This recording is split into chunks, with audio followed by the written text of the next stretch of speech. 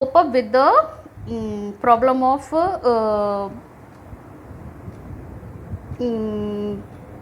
less staff. Okay, now next is results. What is the result? We can see results. Now here the results of this national health policy, the measures which have been adopted have increased the life expectancy to over 68.3 years in 2014. On an average, I told you, as per the UNDP report, that is 60 to 70, in between 60 to 70. So it has been increased 68.3 years in 2004. Now, infant mortality rate has come down from 147 in 1951 to 34 in 2016. Means in 1951 infant mortality rate was too high. Approximate 147 children were dying within the 1 year of their age.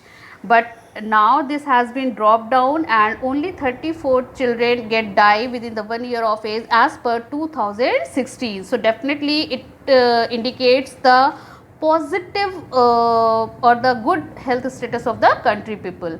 Now birth rate has dropped to 20.4%, 25.4.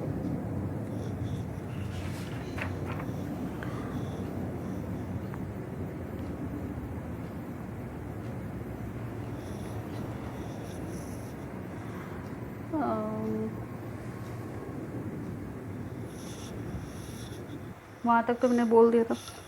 Birth rate have dropped to 20.4% as per 2015-16, and death rate to 6.4 within the same duration of time. So definitely it indicates towards the good health or improvement in health status of the country people. Now here children, this is the table 2.2 given in your NCERT textbook. As per this table, you can see in 1951 we had only primary health center only 725. But at present we are having 1,81,319 primary health centers. Dispensaries again you can see has increased, beds has been increased, as well as nursing personnel, means doctors and nursing personnel has been increased by at present we are having, as per 2013 data, it has been 9,18,000 doctors at present we are having. So this is the table. You can see that is indicating towards the continuous improvement to improvement in the health of the country people. Now next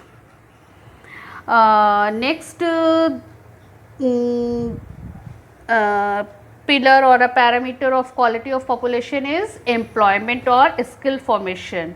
So employment, actually if country people are employed well, so that indicates the good indicates toward the growth of the country as well as the country people.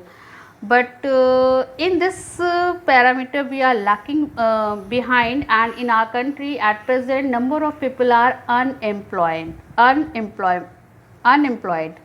Now first of all, let's see what is the meaning of unemployment. Unemployment is said to exist when people who are willing to work at the going wages cannot find jobs.